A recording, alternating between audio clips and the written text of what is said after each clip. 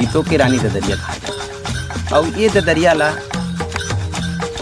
स्त्री और पुरुष मन दोनों झन गाए जाते। और एमे एक दूसर ला ताना मार के प्रेम रस श्रृंगार रस के गीत में भरे है ना। जैसे गाड़ी वाले भैया का हलझुल के हाथ, तो एक खेत खार के नींदैया हमार दाई दीदी और भाई बहनी मन इला आज भी गाय की कोशिश करते।